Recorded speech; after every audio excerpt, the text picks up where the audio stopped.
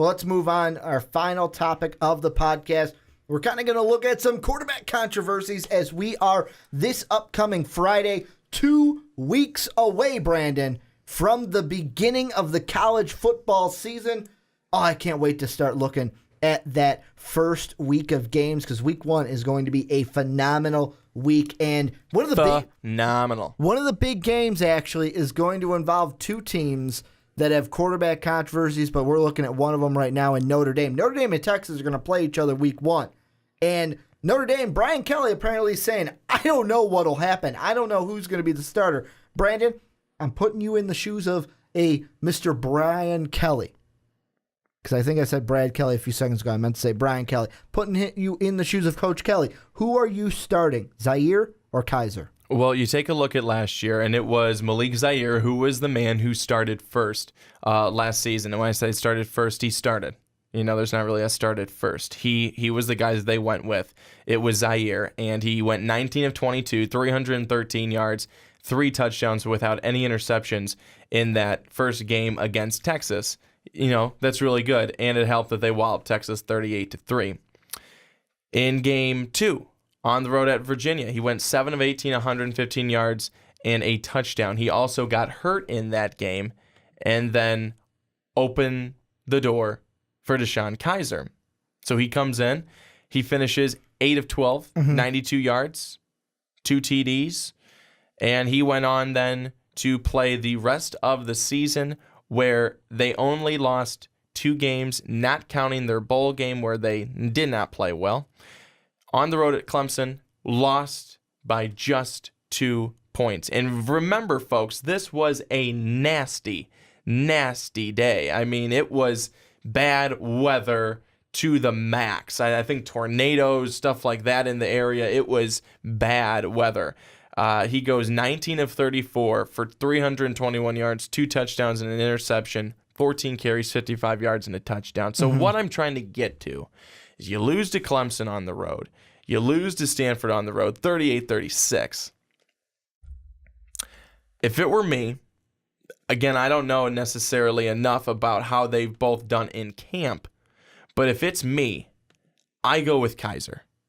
I go with DeShone Kizer because that's the guy that maybe you didn't start with. That's the guy who you went with, and that's the guy who ended up getting you as far as they got you. Of course, he doesn't take you to the college football playoff. It's, of course, not just him. But I think that there were so many good games for DeShone Kizer. I was impressed by him. I thought he did a really nice job. I thought he played really, really well. Being called upon to come in that Virginia game, and it was a very close game, but they ended up winning. They ended up winning that one. That was that last second touchdown to Will Fuller, right? Corner of the end zone. I can't remember if it was last second, but it was towards the end. I can't remember for sure, but it was just a bomb. Yeah. All I know is that was a great game, and that game solidified for me that Kizer is going to definitely be a guy that we can lean on, and thank God for Will Fuller. However, no more Will Fuller. He's now in the NFL. But I think DeShone Kizer, that's the guy that I go with. That's the guy that I start with. Nothing against Malik Zaire. I just think that DeShone Kizer is the guy you went with all season long. Because you had to. I get it. You had to. But I think he proved enough to you, to me as a fan, and hopefully to Kelly, that, you know what, I can take on the starting job. I'm on a different side than you. And good, because you're usually on the same side as me. The reason why I'm on a different side, not just physically, I mean conversationally wise. We get it. I'm going with Malik Zaire. And the reason being is this is a situation where Brian Kelly, you don't have to name a starter now.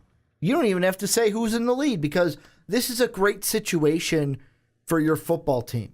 You have a senior and a junior who are both qualified to start, and basically whoever you start, if the other one gets hurt, you have a quality backup behind them. I go with Zaire only because he played well in Game 1 last year against Texas. He played well until he got hurt against Virginia. And I look at your schedule this year, you got some tough games. You got Texas on the road, then 2 weeks later, you're playing Michigan State at home.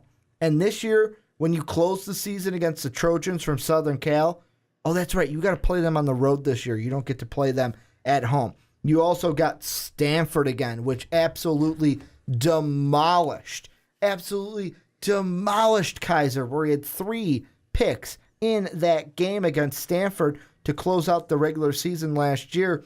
I'm going with Zaire. I know what you're probably saying. Well, Ricky, it's a small sample size when I say he didn't throw any interceptions. He had 4 touchdowns, no INTs last season. You're talking about, really quickly, Stanford did not have any interceptions on Kizer.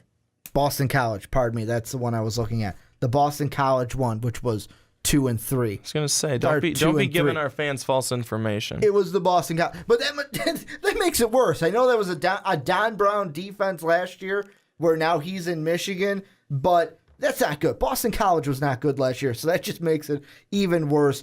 I think no matter who they choose, Kizer or Zaire, Notre Dame fan, Golden Domer fans, you guys can be happy with who you start with. I give it to Malik Zaire because he would have been I'm pretty sure he would have finished out the season as a starter, wouldn't have been replaced last season, so why take it away from him unless DeShone Kizer comes into fall camp and just blows us away. I think that what we're going to see probably in the end, I'm telling you who I would go with, you're telling us who you would go with, but I think what we're going to see in the end is what Alabama did when they had Sims and they had Coker. They kind of did a little we're going to go Sims for most of the game. We'll have Coker come in for parts. I think that we could definitely see that with Notre Dame. I mean, if there's a point in the game where they start Zaire and Zaire's going and it gets to halftime and Zaire just has 73 yards, no touchdowns and 2 picks. All right, Kizer, get in there, and you've got the rest of the game. So I think that we could definitely see it hardly ever in the NFL, but in college a lot, a quarterback by rotation. Think of it, the way I think of it is like pitchers in baseball. You're the starter for that game. If you can go the complete game, cool. That's up to you. But if you can't, I'm going to pull you and hit the bullpen. And that backup quarterback is going to be the bullpen. Yeah, I could see it. I could see it like that in a sense, for sure. But I think that definitely that's something that we could totally see. I think that, in all honesty, Brian Kelly, he's not naming a starter because he certainly doesn't have one. I really don't think he does have a starter. Otherwise, I think he would say it.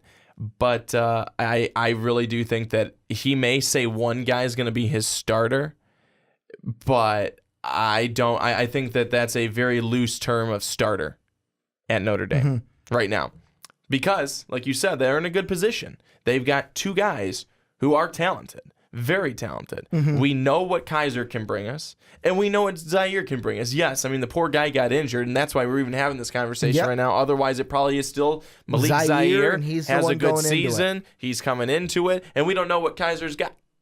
But now we know what they both have, and that makes it much better, I think, for Brian Kelly. So the decision is difficult, but I do think he goes with the quarterback by rotation, and I think it's kind of hot hand.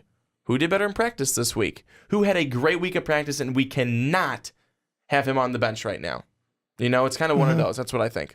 Before we wrap up this podcast, I'm going to hit you with a surprise question, and this is only because Notre Dame is playing Texas in their first game.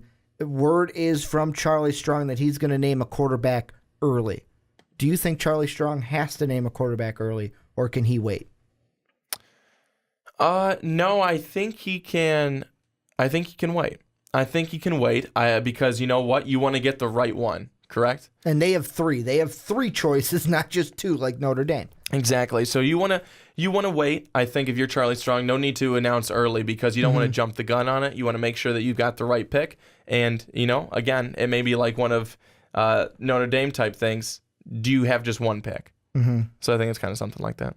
Yeah, and the reports are right now that Charlie Strong could name a quarterback early, and they use the quotes in that article. But before we wrap this up, do you have a Brandon Swanson pop culture minute this week? I've got 3 things, which some people could look at it as 2 things, because there's 2 things within baseball, and then one thing more on a personal note. So Ichiro Suzuki, 3,000 hits. What a milestone. 3,000 hits now in his career, and he does it with a stand-up triple, which is pretty amazing.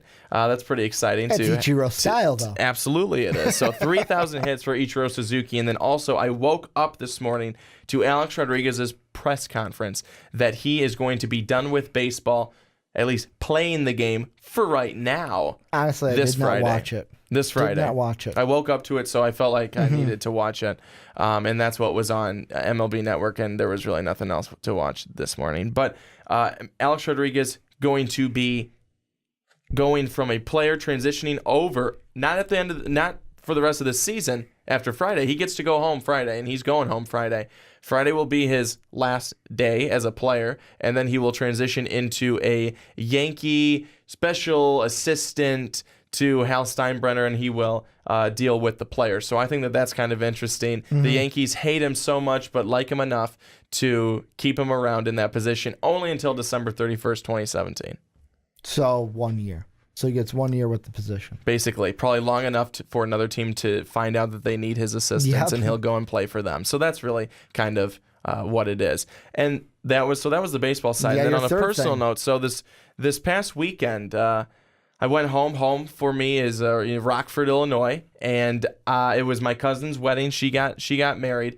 But the bigger thing was there was one of the hottest blondes out on the dance floor, and I don't know her name, but she did ask me to possibly stay over in her room. I couldn't. And you didn't? I couldn't. But if there's a will, there's a way. Brandon. If she's out there, definitely looking for her to come back by again. Yeah, If you're watching, let us know in the comment section. Brandon wants to meet you again. Yeah, absolutely. Please. You were wonderful to look at. So that's not creepy, I don't think. No, not at all. But no, totally is. We're gonna end the podcast on that note. Thank you guys for either listening or watching us for this edition, or turning us off after that. Maybe of the Primetime Podcast. Let us know down below what you think of anything that we talked today. For myself, Brandon Swanson, our Twitters are in the description. You can go ahead to patreon.com/mostvaluablepodcast. Just another way for you guys to help support the channel. Make sure we can do cool things like this video podcast that you see if you are on YouTube. Thank you guys one last time for checking out this podcast. And as always, have a good day, everybody. Thank you for listening to this MVP podcast. Follow us on Twitter @MostValuablePod for more great podcasts.